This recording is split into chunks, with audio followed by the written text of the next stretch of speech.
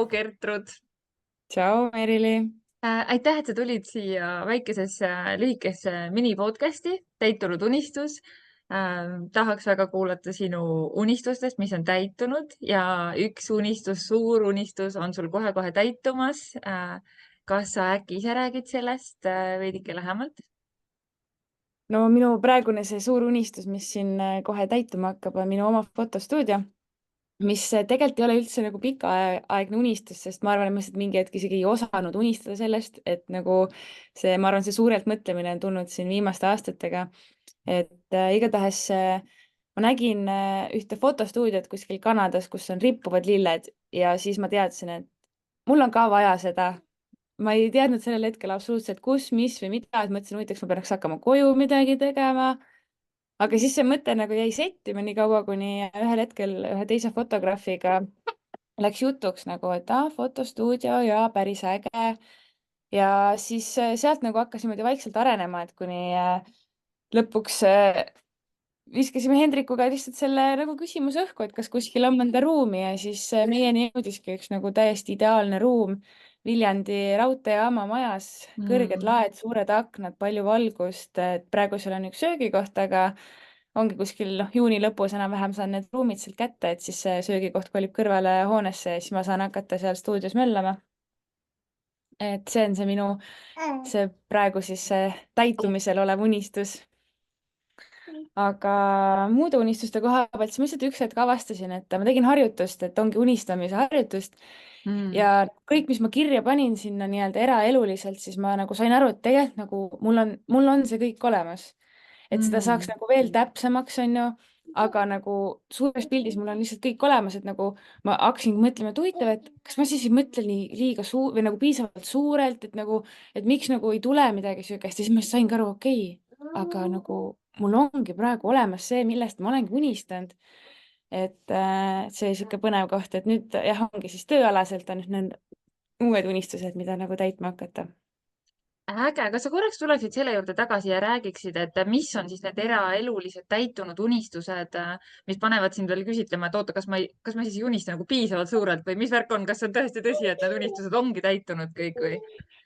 No esiteks on mul mega äge pere, mul on nii äge väike laps ja mega äge mees.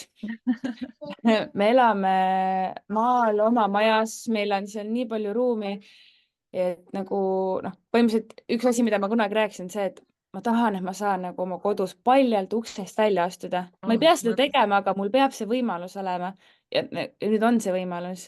Meil on oma kodus on saun, meil on tiik, ehk siis nagu need võimalused on kõik olemas, seal on nii palju ruumi, et nagu ma saan seal ka nagu nii-öelda sihukest välifotostuudiot teha, et meil on seal taimi, meil on ägedad seinad, nagu kõik on olemas lihtsalt seal, et nagu see on see eraeluliselt, mis mul olemas on.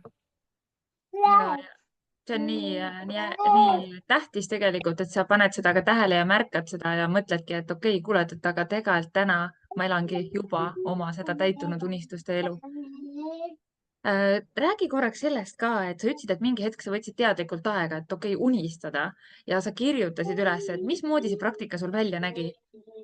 Ma tegelikult hakkasin koostööd tegema mentoriga ja siis seal nagu selle programmi käigus oligi nagu see koht, et nagu nüüd unista nii suurelt, kui vähegi oskad, suudad, on ju, et ja veel suuremalt sellest, et sealt see harjutus tuligi, põhimõtteliselt oligi lihtsalt see, et nagu töövaldkond, eraelu valdkond, et nagu vaadatagi, et mida nagu kõike ma seal tahaksin, sooviksin, et nagu unistaksin ja siis vaadata, et need kaks omavahel ka nagu kokku lähevad.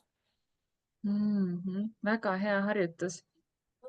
Nii, kuule, aga me oleme vist jõudnud üsna täpselt aega. Ma veel korraks palun, et sa räägid sellest hooandja projektist ja kuidas siis teised saavad sinu unistuse täitumisele hoogu juurde anda. Et see minu projekt on siis hooandjas üleval, et seal on mul veel ka täpsemalt kirjutatud, et kuhu kõik see kogutud raha läheb ja lisaks on seal mul päris palju erinevaid siis, ma ei taha öelda auhindu, aga nagu, et vastu pakkuda kõigile toetajatele, et olenevalt siis sellest panusest on erinevad kingitused. Jah, kingitused jah. Et näiteks on fotosessioonid selles samas stuudios, kui ta valmis saab. Lisaks siis human design, mis on minu üks teine väga suur kirg, et pakun seal erinevaid variante, mis konsultatsioonideks ja samas ka minu enda tehtud käsitöö, mida ma veel minu kolmas kirg, mida ma täiega naudin. Et jah, sellised on siis, mis ma seal vastu pakun ja sa saad äkki selle lingi on ju kuhugi panna või minu ja loomulikult Instagrami ma kindlasti profiilile lasen ka. lingi siia, ma proovin selle video täna juba üles panna, sest et ma saan aru, et ma just käisin vaatamas, 19 päeva see projekt veel kestab, et 19 päevaga meil on vaja siis koguda 5000 eurot, see on esialgne summa, see on eesmärk 1, millest on praegu natuke alla 200 kogutud, et tükk maad on veel minna, aga kõik on võimalik.